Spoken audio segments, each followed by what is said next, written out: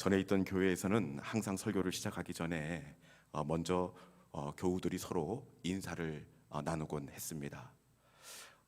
그때 그 담임 목사님께서 그 인사의 레파토리를 늘 바꾸시는데, 어떤 때는 서로 인사를 시키는데 당신은 은혜 받은 사람입니다, 서로 인사하라고 하기도 하고, 어떤 때는 당신은 유익한 사람입니다, 또 어떤 때는 당신은 보고 싶은 사람입니다, 이런저런 인사를 예배 전에 교우들과 함께 나누게 했습니다.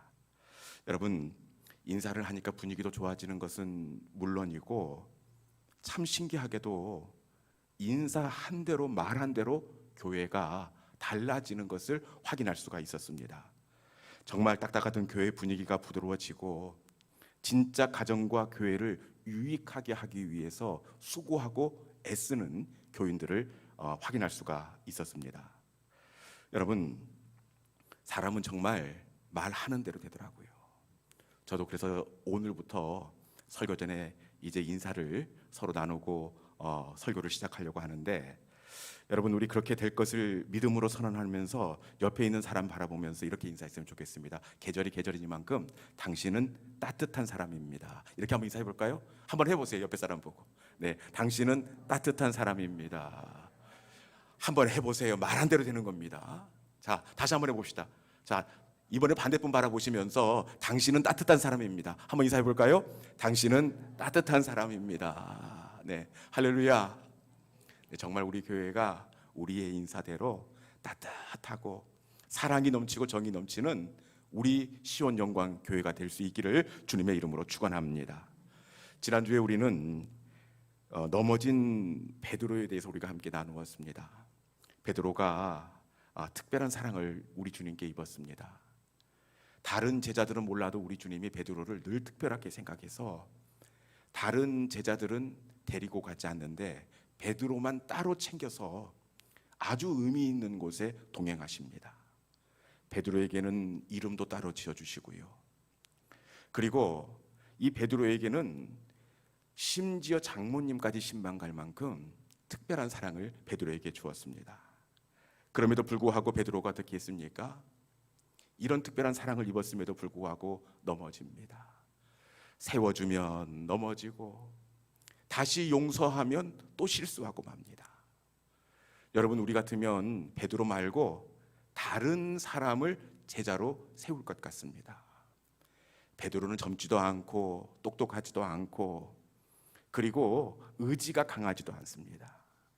세워줘야 다시 온전한 마음으로 그 제자의 사명을 감당하는 법도 없습니다. 우리 같으면 다른 제3의 인물을 베드로를 대신할 터인데, 우리 주님께서는 어떻게 하십니까? 역시 다시 베드로입니다. 베드로가 넘어지면 다시 베드로, 베드로가 실수하면 다시 또 찾아가셔서 역시 너라고 이렇게 말씀하십니다. 여러분, 왜 우리 주님께서 베드로를 이렇게 찾아가시고 다시 용서하시고 다시 세워주십니까? 그것은 우리 예수님이 엄마의 사랑으로 베드로를 품으셨기 때문에 그래요. 여러분, 이 엄마의 사랑은 세상의 사랑과 달라요. 엄마의 사랑은 그럼에도 불구하고의 사랑입니다. 끝까지 포기하지 않는 사랑입니다. 너가 병들었으니까 더 사랑하고, 너가 가난하니까 더 사랑하고, 내가 슬프니까 더 가슴이 무너지는 것, 이것이 바로 엄마의 사랑 아닙니까? 우리 주님은 이 어머니의 사랑으로 우리를 끝까지 포기 아니하시는 주님이십니다.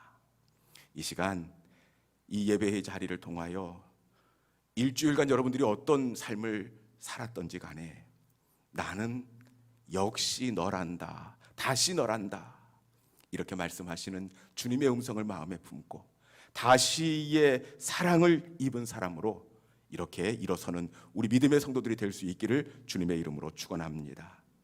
오늘 본문은 우리 예수님께서 이 붙잡히시던 날을, 그날 밤을 배경으로 하고 있습니다. 예수님은 알고 있었습니다.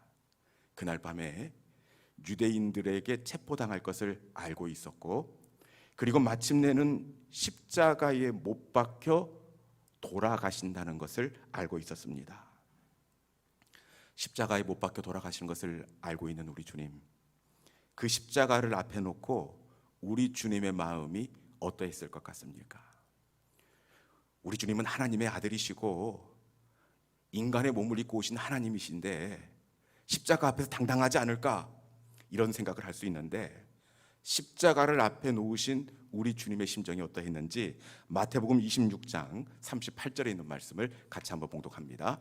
마태복음 26장 38절에 있는 말씀 자막을 통해서 한번 같이 읽어봅시다. 자, 시작. 이에 말씀하시되 내 마음이 매우 고민하여 죽게 되었으니 너희는 여기 머물러 나와 함께 깨어 있으라 하시고. 아멘.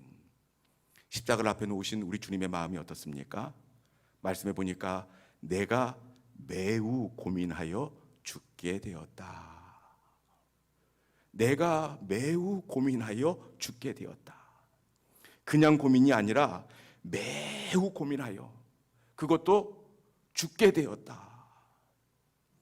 저는 우리 같은 인간들이나 사람들이나 힘들어 죽겠다, 고민돼 죽겠다, 염려돼 죽겠다 이렇게 할 줄 알았더니 십자가를 앞에 놓으신 우리 주님은 내가 고민되어 심히 죽게 되었다, 죽을 만큼 십자가 앞에서 두려워하시는 그 모습을 확인할 수가 있습니다. 십자가를 앞에 놓고 얼마나 걱정이 되고 두려웠으면 세상에나 우리 주님께서 제자들에게 기도를 부탁하십니다. 우리 예수님은 제자들이 기도 안 하는 사람인 거 다 알고 있어요. 마음은 원이라도 육신이 약한 제자들인 것을 알고 있습니다. 그럼에도 불구하고 알면서도 우리 주님은 이 제자들을 데리고 산으로 기도하러 함께 가십니다. 제자들에게 기도를 부탁하십니다. 나와 함께 깨어 기도하자, 기도를 부탁하십니다. 그리고 얼마나 십자가가 두려웠으면, 저는 유치부 교회학교 아이들만 기도 시간에 눈 뜨는 줄 알았더니 우리 주님이 이 겟세마네 동산에서는 눈을 뜨십니다. 맞습니까? 2번씩이나 눈을 뜨시고 제자들이 기도하는 곳으로 와서 제자들이 기도하는지 아니하는지 살펴보십니다. 그리고 마음은 원이라도 육신이 약한 잠들어 있는 제자들을 향해 흔들어 깨우십니다. 단 한 시간도 나와 함께 깨어 있을 수 없더냐? 너희가 내 마음을 안다면 어떻게 잠을 잘 수가 있느냐? 하시면서 섭섭한 마음을 비추시고 다시 십자가 앞에 있는 나를 위해서 기도하라 당부하고 가십니다. 여러분, 왜 우리 주님이 십자가를 앞에 놓고 이렇게 염려하고 걱정하고 있는 것입니까? 왜 그렇죠? 그것은 우리 예수님께서 이 십자가의 의미를 알고 있었기 때문입니다. 십자가의 의미를 알고 있었어요. 여러분, 우리는 단순히 십자가 하면 죄수들을 사형시키는 형벌 정도로 생각하고 있습니다. 그런데 예수님이 지신 십자가는 완전히 차원이 다릅니다. 예수님이 지신 십자가는 사형수를 사형하는 형벌틀이 아니라 십자가는 지옥의 자리입니다. 맞습니까? 왜냐? 십자가를 통해 우리 하나님은 오고 가는 모든 인류의 지옥의 값을 십자가에서 지불되게 하셨습니다. 십자가는 단순히 사형틀이 아니라 모든 인류의 지옥의 값이 지불된 지옥의 자리입니다. 지옥의 저주와 고통이 응집되어 있는 자리가 바로 십자가입니다. 우리 주님은 이 십자가의 의미를 알았기에 십자가 앞에서 심히 고민하고 죽을 만큼 염려하고 걱정하셨습니다. 십자가를 앞에 놓고 우리 주님이 어떻게 하셨습니까? 우리 본문을 통해서 십자가를 앞에 놓고 우리 주님께서 어떻게 하셨는지 22장 44절에 있는 말씀 같이 한번 읽어봅시다. 본문 22장 44절 자막에 있는 말씀을 같이 한번 봉독합니다. 자, 시작. 예수께서 힘쓰시고 애써 더욱 간절히 기도하시니. 아멘. 십자가를 앞에 놓고 우리 주님께서 어떻게 하십니까? 간절히 기도하시니. 우리 주님께서 십자가를 앞에 놓고 기도의 자리로 나아가셨습니다. 봉독한 말씀을 자세히 들여다보면 그날 밤에 우리 주님께서 겟세마네에서 어떻게 기도하셨는지 그 모습을 확인할 수가 있습니다. 본문을 보니까 우리 주님께서 그냥 간절히 기도한 것이 아니더라고요. 단어 하나하나를 이렇게 꾹꾹 눌러서 이 기도하는 모습을 담아놓고 있는데, 꾹꾹 눌러놓은 그 기도의 모습을 한번 펼쳐보겠습니다. 읽었던 말씀 44절 말씀을 보니까 예수께서 어떻게 했다고요?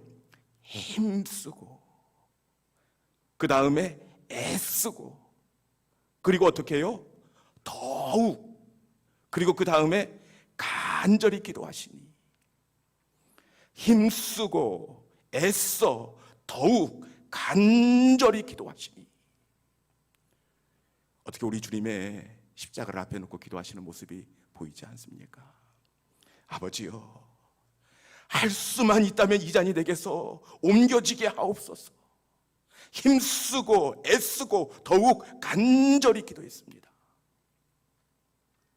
이날 얼마나 힘쓰고 애써 기도했던지 우리 주님의 기도하고 있던 그 자리에 땀이 어떻게 되었습니까? 피가 된 건 아닙니다. 우리는 땀방울이 핏방울이 되도록 기도했다 그러는데 말씀을 정확하게 봐야 돼요.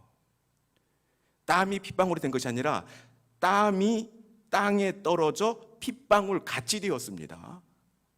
코피가 뚝뚝 떨어지듯이 얼마나 힘쓰고 애쓰고 간절히 기도했던지, 우리 주님이 기도하시던 자리에 땀방울이 핏방울처럼 되어서 떨어졌습니다. 여러분, 이때 계절적으로 땀이 날 수 없는 계절입니다. 우리 주님께서 유월절 어린 양으로 돌아가셨습니다. 이때가 유월절입니다. 유대의 원력상 가장 추운 겨울에 해당합니다. 그리고 이곳은 산 위입니다. 땀방울이 핏방울처럼 떨어질 수가 없습니다. 그런데 우리 주님께서 얼마나 간절하게 기도했던지 추운 칼바람 앞에서 땀방울이 핏방울이 되어 떨어질 만큼 간절하게 기도했습니다. 그리고 이 기도하는 모습이 얼마나 은혜가 되었던지 우리 주님만 기도한 것이 아니더라고요. 그 기도의 자리에 누가 함께 있느냐? 우리 본문 43절에 있는 말씀 같이 한번 읽어봅니다. 본문 43절, 자 시작. 천사가 하늘로부터 예수께 나타나 힘을 더하더라. 아멘. 예수님께서 간절히 기도할 때 무슨 일이 있었습니까? 천사가 나타나 힘을 더하더라. 천사가 힘을 더하는 기도의 자리였습니다. 하나님의 사자가 함께하는 영적인 자리였습니다. 아주 신령한 기도의 자리였습니다. 우리 주님은 십자가를 앞에 두고 진액을 짜면서 기도했고 연약한 제자들과 함께 마음을 다해 기도했습니다. 하늘의 천사가 내려와 함께 기도했습니다. 여러분, 이런 기도라면 어떻게 돼야 되겠습니까? 당연히 하나님께서 응답해 주셔야죠. 당연히 예수님의 간구대로 십자가를 옮겨 주셔야 맞지 않겠습니까?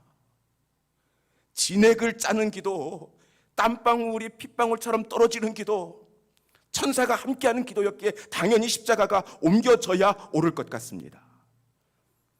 그럼에도 불구하고 주님이 그렇게 기도했는데 십자가가 어떻게 되었습니까? 여전히 우리 주님의 염려 앞에 그대로 십자가가 있습니다. 십자가가 옮겨지지 않고 여전히 그대로 우리 주님 앞에 그 어깨에 짊어져야 할 상황이 변함이 없어 보입니다. 여러분, 이것만 놓고 보면 기도하는 게 뭔 의미가 있어? 우리 주님의 기도가 완벽하게 거절당한 것처럼 그렇게 보여지지 않습니까? 기도가 의미 없고 부질없어 보입니다. 그런데 겟세마네의 기도의 지점을 지날 때 어떻게 되었습니까? 정말 의미 없는 시간이고 정말 그 불필요한 시간이 되었을까요? 겟세마네 기도의 지점을 지날 때 우리 하나님께서 어떤 은혜를 주셨는지 마태복음 26장 46절, 다른 본문에는 이렇게 쓰여져 있습니다. 우리 마태복음 26장 46절 자막을 통해서 한번 같이 읽어봅시다. 자, 시작.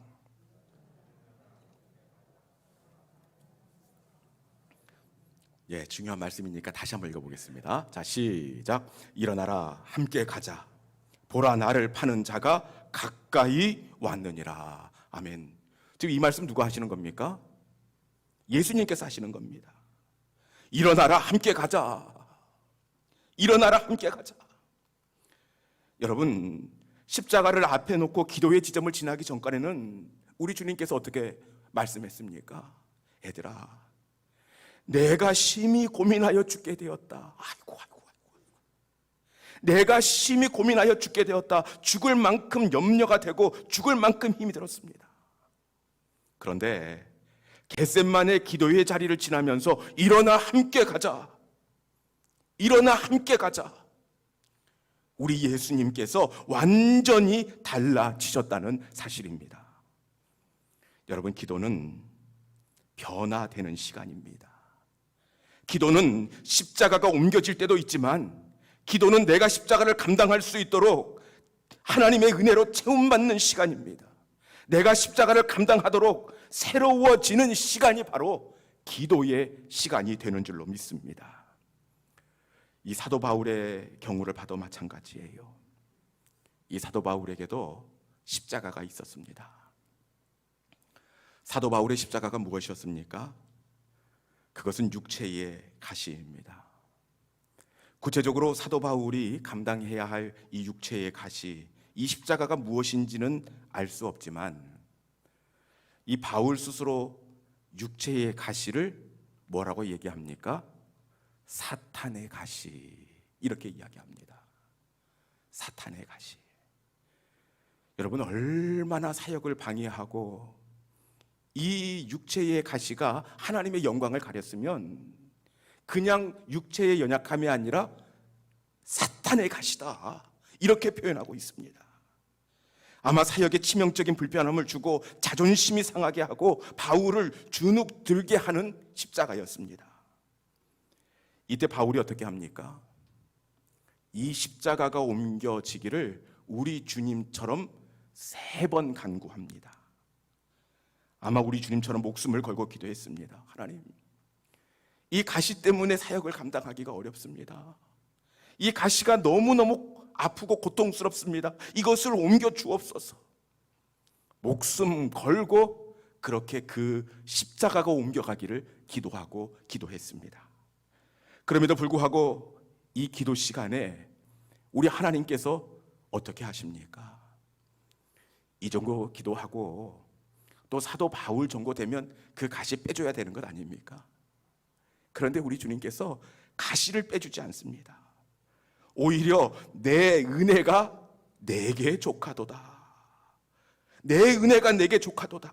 바울이 목숨 걸고 기도했음에도 불구하고 우리 주님은 바울의 가시를 빼주시는 대신에 어떻게 합니까? 그 가시를 감당할 수 있도록 바울을 변화시켜 주십니다. 그 십자가를 감당할 수 있게 하십니다. 3번의 기도의 시간을 지난 다음에 그 사탄의 가시를 뭐라고 바울이 고백합니까? 나의 연약함을 자랑하리라. 자신의 가시를 자랑하고 있습니다. 당당하게 연약함의 십자가 앞에 나서고 있습니다. 이것이 바로 기도의 능력이요, 기도의 신비가 되는 줄로 믿습니다.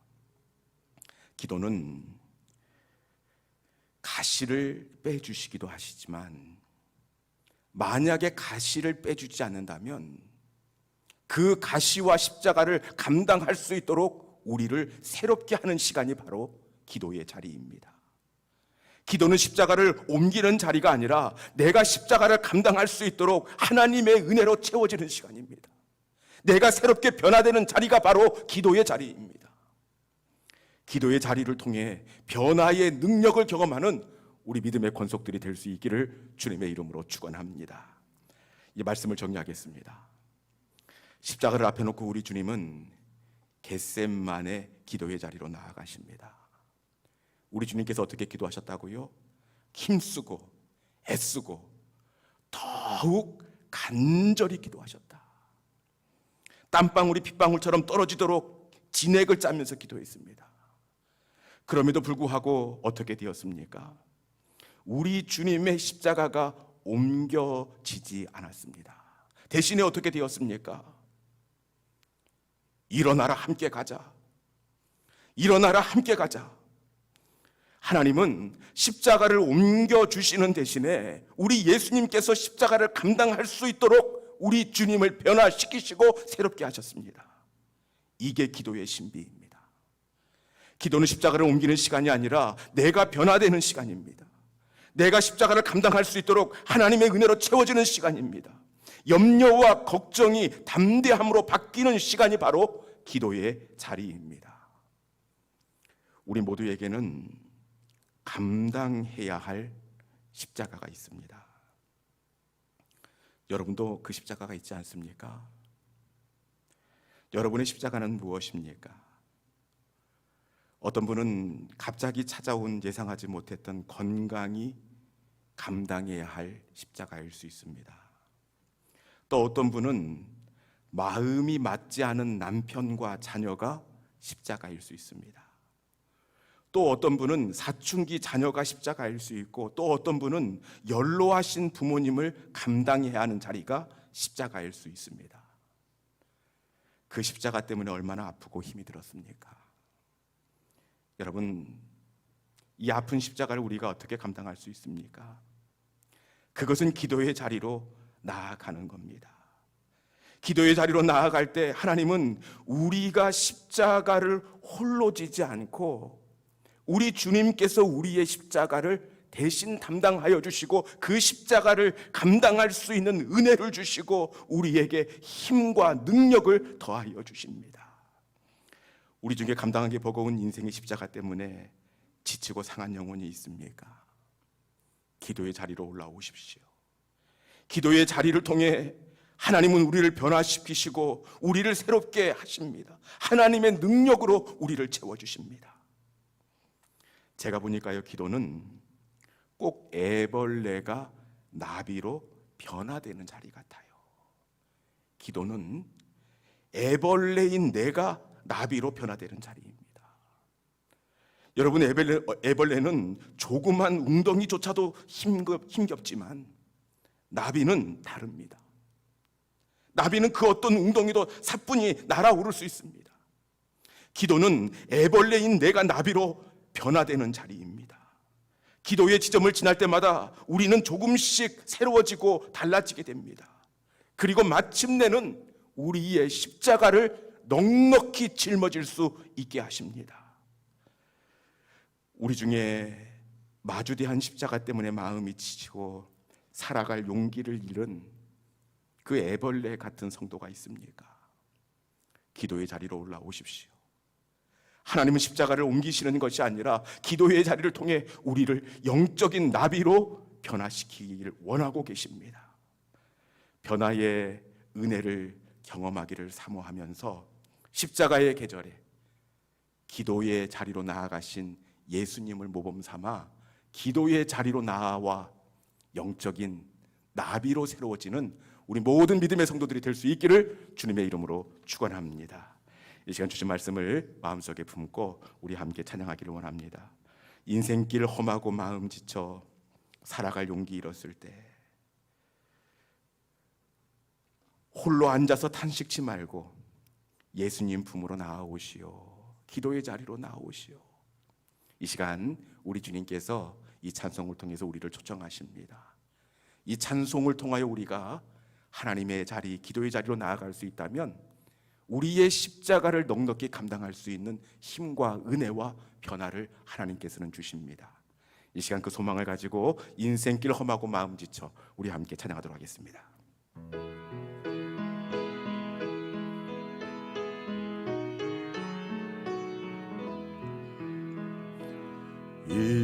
인생길 험하고 마음 지쳐 살아갈 용기 없어 없어질 때 너 홀로 앉아서 단식지 말고 예수님 품으로 나오시. 다시 한번 할까? 인생길 험하고 마음 지쳐 살아갈 용기 없어질 때 너 홀로 앉아서 단식지 말고 예수님 품으로 나오시오. 예수님은 나의 생명, 믿음, 소망, 사랑 되시니 십자가 보혈 자비의 손길로 상처 입은 너를 고치시. 우리 3절을 찬양합시다. 어두운 밤 지나며 어두운 밤 지나면 새날 오고 겨울이 가면 봄이 오듯 이 세상 슬픔이 지나나면 광명한 새날이 다가오네. 예수님은 나의 생명, 믿음, 소망, 사랑 되시니 십자가 보혈 자비의 손길로 상처 입은 너를 고치시.